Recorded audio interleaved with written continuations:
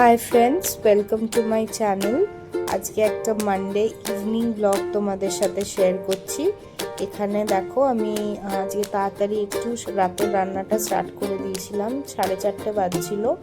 আমি রাতের রান্নাটা রেডি করে নিয়েছিলাম, সন্ধ্যাবেলা একটু বেরোনোর ছিল বলে। মটরটা আমি আগে থেকে ভিজিয়ে রাখিনি, আজকে ভেজ যেহেতু, তাই জন্যে ঘুগনি আর একটু লুচি করব। সো মটরটাকে আমি হালকা গরম জলে ভিজিয়ে দিয়েছিলাম, যেহেতু আমি আগে থেকে ভিজিয়ে রাখিনি, প্লাস কোনো প্রিপারেশন ছাড়া রান্না আমার কাছে সবটা জোগাড় ছিল না। যেটুকু ঘরে জোগাড় ছিল ওইটুকু নিয়েই আমি ম্যানেজ করেছি। সব সময় তো সব কিছু ঘরে অ্যাভেলেবেল থাকে না। সো নিরামিষ করব সোমবার যেহেতু, তাই জন্যে।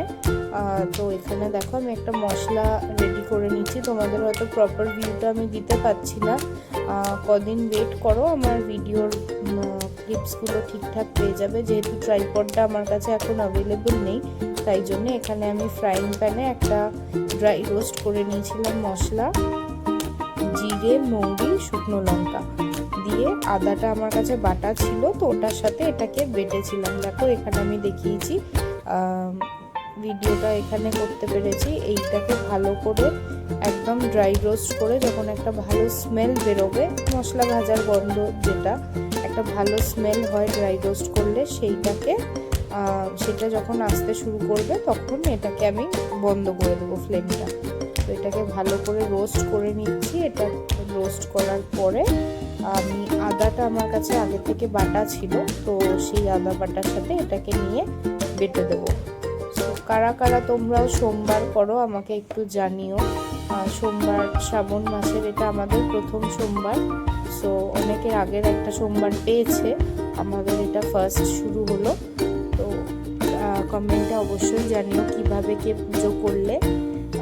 এই দেখো, এখানে আমি মশলাটা বেটে নিচ্ছি। বেটে নিয়ে পেস্টটা কিছুটা এরকম করে রেডি করে নিয়েছিলাম, দিয়ে ওইদিকে আমি কুকারে মটরটা সেদ্ধ করতে বসিয়ে দিয়েছিলাম। এখানে মটরটাকে অনেকগুলোই সিটি দিতে হয়েছিল, যেহেতু আমি আগের থেকে মটরটা ভিজিয়ে রাখিনি, তাই জন্যে এখানে কুকারটাকে সেদ্ধ করে নিয়ে আমি ঘুগনির জন্য কটা আলু কেটে নেব। 2-3টে আলু কেটে নিয়েছিলাম।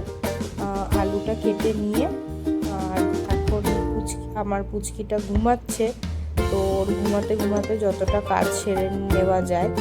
তো আর হাজব্যান্ডও এখনও আসেনি ঘরে, সো যতটা কাজ এগিয়ে নেওয়া যায় টুকটুক করে। বেসিনে কটা বাসন ছিল ওগুলো ধুলাম, প্লাস কিচেনটা একটু ক্লিন করলাম। আমি সকালের কিচেনটা রান্নার পর তো ক্লিন করে দিই, কিন্তু বিকেলে রান্নার আগে একবার করে ক্লিন করে নিই। দেখো এখানে আমি সাইডে ময়দাটা মেখেও রেখে দিচ্ছি। আটা ময়দা এখানে মিক্স করেছিলাম। আটাটা একটু বেশি দিয়েছিলাম, ময়দাটা একটু কম প্রপোর্শনে। এইটাকে মেখে কিছুক্ষণ রেস্টে রেখে দেবো। তো এইটা রেস্টে রেখে আমি এদিকে চলে গেছিলাম ওকে ডাকতে, যেহেতু বিকেল হয়ে গেছিলো।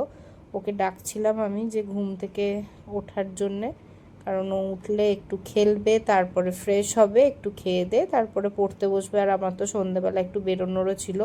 এইটা দেখো রান্না করে আমার কন্ডিশন, পুরো ঘেমে চান করে গেছিলাম, যেহেতু কিচেনে এই লুচি বা এইরকম সব কিছু প্রিপারেশন করলে একটু গরমটা বেশিই লাগে।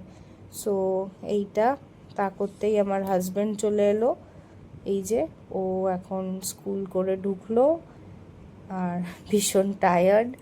তাই জিজ্ঞাসা করছি যে কেমন হলো স্কুল। আমাকে সেটাই বলল যে খুব টায়ারিং, হেকটিক ডে গেছে আজকে সারাদিন। সো এটাও আসার পরে ওকে একটু এবার আমি জল দেব। ওই শ্যুটগুলো আমি নিতে পারিনি, ওকে একটু গ্লুকন্ডি গুলে দিয়েছিলাম, ও ফ্রেশ হলো। তারপরে দেখো এদিকে আবার রান্নার দিকে চলে এসেছি। এটা আমি একটা নতুন কড়াই নিয়েছি, জানি না কেন এটা গ্যাসে বসানোর পর একদম তাড়াতাড়ি লাল হয়ে গেল, বুঝতে পারলাম না। এমনি তো কোয়ালিটিটা ভালোই মনে হলো, দিয়ে যাই হোক, মাজতে একটু কষ্ট হয়েছিল আমার, আর কিছু না। গরম মশলা ফোড়ন দিয়েছিলাম, শুকনো লঙ্কা আর তেজপাতা। এইটা ফোড়ন দিয়ে আলুটাকে প্রথমে ভেজে নিচ্ছি। এখানে চাইলে তোমরা জিরে ফোড়নও দিতে পারো, আমি জিরেটা দিইনি। সো এখানে ভালো করে ভেজে নিয়ে আলুটাকে একটুখানি নুন দিয়েছিলাম, দিয়ে লাল লাল করে আলুটাকে ভালো করে এখানে ভেজে নিয়ে তারপরে আমি মশলাটা দিয়ে আলুটাকে কষাবো। ঘুগনি বানাতে সবাই আমরা জানি, কিন্তু নিরামিষ যেহেতু আমাকে একটু টেক কেয়ার করে রান্না করতে হয় নিরামিষগুলো, কারণ আমার বর একদমই নিরামিষটা ভালো করে না করলেও খেতে চায় না, ভালো করে করে দিলে ও খেয়ে নেয় নিরামিষ। তো ওই জন্যে একটু আমাকে জুত করে যত্ন নিয়ে করতে হলো। নিজে করতে হলো তো আলু সেদ্ধ খেয়ে নেওয়া যেত, প্লাস আমার মেয়েটা প্রচণ্ড লুচি ভালোবাসে, মানে ওকে প্রায় ডেলি লুচি করে দিলে তাই খেয়ে নেবে। এইখানে দেখো মশলাটাকে দিয়ে ভালো করে এবার কষিয়ে নিচ্ছিলাম আলুর সাথে, যতক্ষণ না ভালো করে কাঁচা মশলার গন্ধটা যায়, ভালো করে এটাতে কষিয়ে নিয়ে আর কিছু শুকনো মশলা দেব, মানে ড্রাই মশলা, হলুদ, নুন, ধনে গুঁড়ো। আমার কাছে গোটা ধনে ছিল না, যদি গোটা ধনে থাকে তাহলে গোটা ধনেটাকে বেটে মশলার সাথে দিলেই হয়। আর আমি এখানে একটু টমেটো কেচাপ দিয়েছিলাম, সেটার ক্লিপিংসটা এখানে নেই, কারণ হচ্ছে যে আমার কাছে টমেটো ছিল না, নাহলে মশলার সাথে টমেটো পেস্ট করে নেবে তোমরা। এইখানে দেখো ভালো করে ভাজা যখন হয়ে গেছিলো মশলাটা, তারপরে আমি মটরটা অ্যাড করে দিয়েছি। এবার মটরটাকে মশলার সাথে ভালো করে মিক্স করে নিয়ে এটাকে অনেকক্ষণ কষিয়ে তারপরে নামাবো লাস্টে। আর ধনেপাতাও আমার কাছে ছিল না, তাই আমি ধনেপাতা দিইনি, তোমরা চাইলে ধনেপাতাটা অ্যাড করে দিতে পারো। তারপরেই সন্ধেবেলা গা ধুয়ে ফ্রেশ হয়ে পুজো দিয়ে সন্ধে দিয়ে বেরিয়ে পড়েছিলাম, একটু কিছু কাজ ছিল। এইখানে গেছিলাম হচ্ছে আমার একটা দাদার দোকানে, তো দাদা ওখানে বসে এরা একটু গল্প করে নিচ্ছিল, আমি বসেছিলাম। আমার পুচকিটা চলে গেছিলো দাদার ছেলের সাথে খেলতে, ও ও খেলছিল বলে আমি একটু ওয়েট করছিলাম। আর এই যে দেখো রাতে এসে ডিনারটা লুচিগুলো ভাজলাম। আটার লুচি যেহেতু একটু তো লাল হবেই, ময়দাটা একটু অ্যাভয়েড করতেই চেষ্টা করি। আর আম কেটে নিয়েছিলাম, বর বলল ঘুগনিটা ভালোই হয়েছে, সো যাই হোক হ্যাপি আমি।